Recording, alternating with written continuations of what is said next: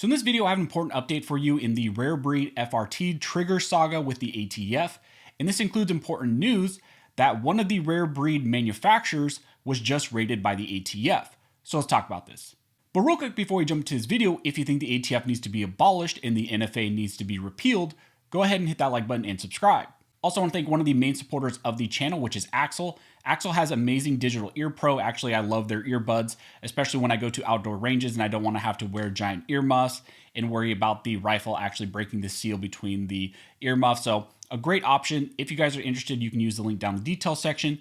And if you use the code ARMSCHOLAR, you can get 15% off of your order. So I guess in the intro, we have some additional news, important news, relating to the rare breed FRT trigger issues with the ATF. Lawrence DeMonico, president of Rare Breed Triggers, put out a video updating and covering various issues in relation to what's going on with the ATF. I'll leave a link down in the detail section if you want to watch that entire video from Rare Breed Triggers. It's about 17 minutes.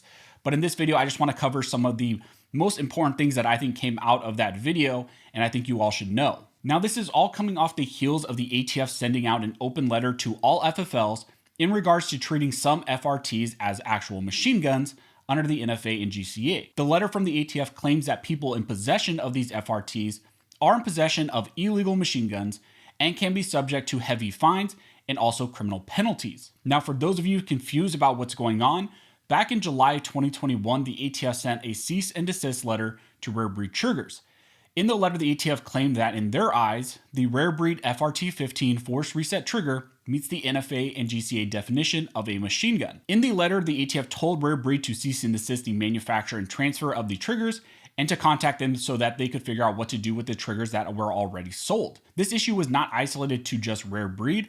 Soon reports came out that the ATF was also looking at other companies, including Big Daddy Unlimited and their WOT triggers, and also some other companies as well, pretty much under the same pretense that these force reset triggers were, in the ATF's eyes, machine guns. Rare Breed did file a lawsuit against the ATF in the Middle District of Florida, but ultimately the case was thrown out by the court and the judge in that case because the parties failed to meet a filing deadline. So in here lies the first significant update that came out of the video in my mind. Rare Breed is of the position that the judge in that original case did not want to deal with this issue, so he used a procedural filing misstep to have the case completely dismissed. Whether or not that is true, I don't know. That could be possible. Yes, it very much could be that the judge didn't want to deal with this issue, but one of the major updates out of the video is that Rare Breed is planning to file a new case. They're going to refile a new case in a new district against the ATF, and that's going to happen in North Dakota, and is what they said, and that they plan to file the lawsuit as soon as early next week. I believe they stated Monday. So Rare Breed will be moving forward with a new lawsuit against the ATF in regards to the ATF's interpretation of these triggers as so-called machine guns. The next update in some of your eyes may be a little bit more significant, and that is that the ATF has raided a manufacturer of the Rare Breed FRT-15 triggers. This raid came after the ATF sent out a letter to that manufacturer telling them that they needed to stop making and selling those products and to forfeit them over to the ATF. The manufacturer in question sent a letter back to the ATF claiming that they would not stop making, selling these items unless and until the ATF provided a legal rationale of why these triggers are actually machine guns. Well, of course, the ATF never replied to that manufacturer, so the manufacturer continued business as usual. Well, early in the morning, I guess sometime this weekend, the ATF raided that manufacturer at gunpoint and seized all the FRTs that manufacturer had. It is claimed by Rare Breed that the manufacturer did not have much stock.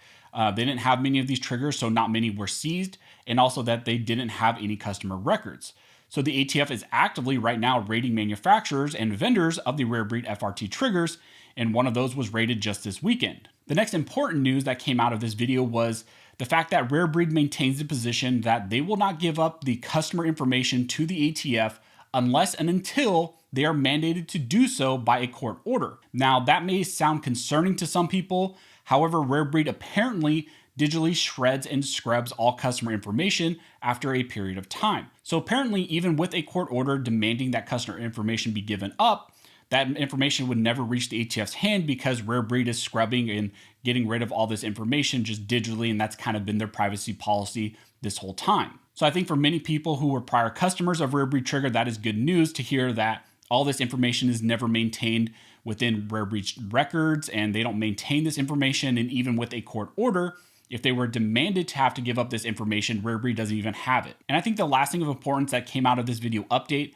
is that Rare Breed is continuing to actively sell these triggers and is shipping them to customers. Their position is that unless and until a court issues a ruling finding that these triggers are in fact machine guns, they will not comply with what the ATF is saying in their cease and desist orders. They take the position that the ATF is not a lawmaking body and cannot arbitrarily change a definition to fit their own beliefs.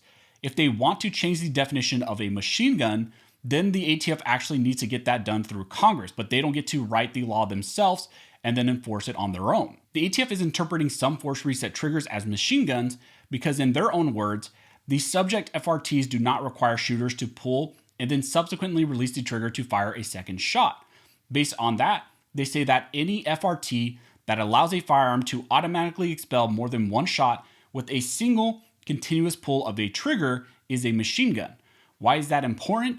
Well, because the ATF is adding language and terms into the definition of a machine gun. Nowhere in the definition does it actually say you have to subsequently release the trigger to fire a second shot. And nowhere in the definition will you see the term single continuous pull of the trigger. The language the ATF is using to claim these triggers are machine guns is completely made up by the ATF to justify their own ban.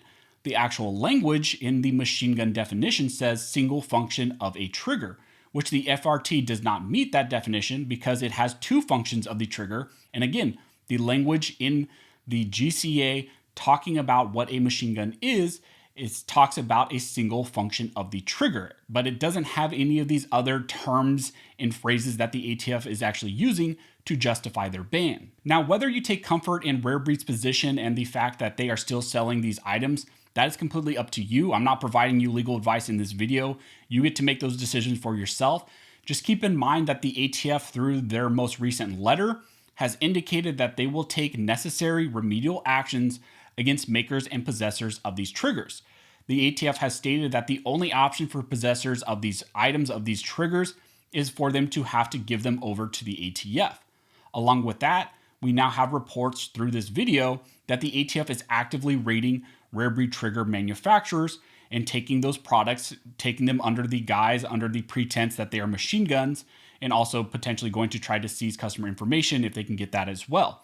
So it appears that the ATF is escalating this issue on their end, so just keep that in mind. Now, I highly recommend, like Rare Breed Trigger did in their video, that you reach out to your representatives in Congress, let them know that the ATF is going completely rogue and is threatening law-abiding gun owners and firearms companies over a product that the ATF has arbitrarily reinterpreted to be something illegal.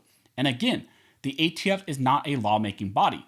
They do not get to write laws and then enforce them. So not a good day for the Second Amendment, but as we get more information, I will let you all know. And when we get information about that new lawsuit from Rare Breed Triggers against the ATF, I will also update you. So if you guys have any questions, go and comment down below and I'll try to answer to the best of my ability. Also, if you like this video and like support the channel, one of the best ways to do that is to like, comment, and subscribe. All those things help to fuel the algorithm or fuel Algore's rhythm. It adds fuel to his jet and it signals to YouTube that you guys see value in these videos and in this type of 2A news. Again, I want to thank everybody who likes, comments, subscribes, who shares these videos, who hits the notification bell. You guys are directly impacting these videos, impacting this channel, and helping me to reach and educate more people than I could have ever thought, more people than I could ever reach on my own. So again, thank you for all of your support. And as always, thank you all for watching. Don't forget to like and subscribe. And never forget, this is Built Bar Arms Scholars and Station Women Maintain Bar Arms Scholars.